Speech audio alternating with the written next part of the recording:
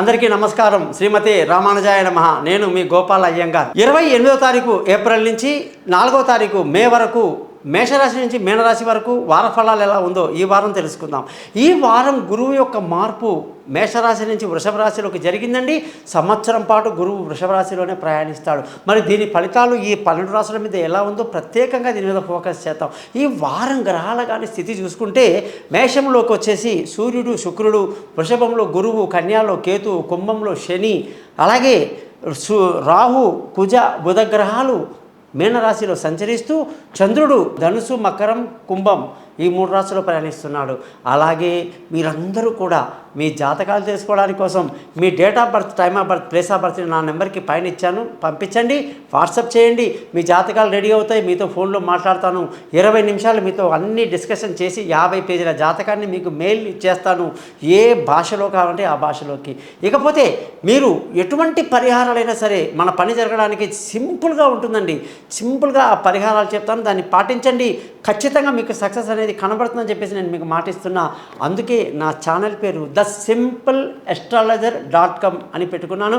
మీరందరూ కూడా నా ఛానల్ని సబ్స్క్రైబ్ చేయడమే కాదు, మీ బంధువులకు, స్నేహితులకు కూడా నా గురించి తెలియజేస్తారని ఆశిస్తూ, ఏమండి ఒక చిన్న మాటతో క్లోజ్ చేస్తాను. ఏదైనా మన ఇంటికి ఎవరన్నా చిన్న కప్పులో ఏదైనా తెచ్చిస్తే మనం తిరిగి ఉట్టి కప్పు ఇస్తామా అండి? అందులో మనం ఏదైనా పెట్టి వాళ్ళకి ఇస్తాం కదండి. మరి అలాగే ఇంత కష్టపడి మీకోసం యూట్యూబ్ చేసి ఇంత టైం స్పెండ్ చేస్తున్నాను కదా, మరి నాకు మీరేమి ఇస్తారండి? కేవలం ఒక సబ్స్క్రిప్షన్, ఒక బంధువులకి, స్నేహితులకి నా గురించి చెప్పడం చేస్తారు కదా. నమస్కారం, మీ గోపాలయ్యంగా.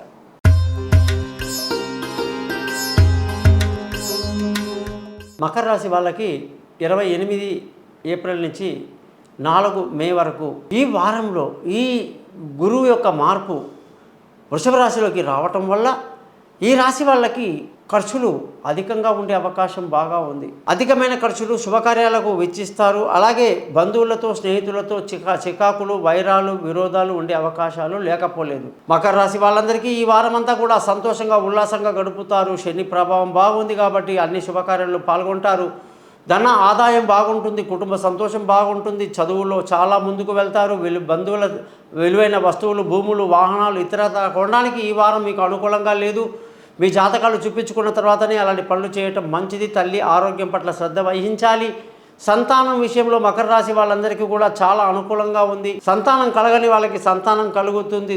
దూర ప్రయాణాలు కలిసి వస్తాయి. తెలివైన నిర్ణయాలు తీసుకుంటారు.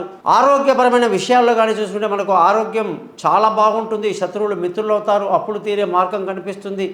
భార్యాభర్తల మధ్య చక్కటి సయోధ్య కలిగి సంతోషంగా, ఆనందంగా గడుపుతారు. పెళ్లి కాని వాళ్ళకు పెళ్లి కుదురుతుంది. దూరంగా ఉన్న వాళ్ళు కలుసుకుంటారు. అదృష్టం ఈ వారం మీకు చాలా తక్కువగా ఉంది. తండ్రి సహకారం పెద్దగా లభించదు. ధర్మాన్ని పాటించడానికి ప్రయత్నించండి. ఉద్యోగస్తులందరికీ కూడా చక్కటి ప్రమోషన్లు, ఇంక్రిమెంట్లు, పై అధికారుల ప్రశంసలు, కొత్త ఉద్యోగంలో అవకాశాలు, ఇంటర్వ్యూలో సక్సెస్, వీసాలు మంజూరు అవ్వటం ఎంతో అద్భుతంగా ఉంది.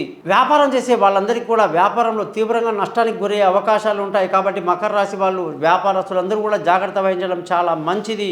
ఖర్చుల విషయానికి వస్తే ఈ వారం ఖర్చులు అధికంగా ఉంటాయని ముందే చెప్పడం జరిగింది. మీరందరూ కూడా హరినామ స్తోత్రాన్ని చదవటం, వెంకటేశ్వర సుప్రభాతము స్తోత్రం లాంటివి చదువుకోవటం ఎంతో మేలు కలిగిస్తుంది.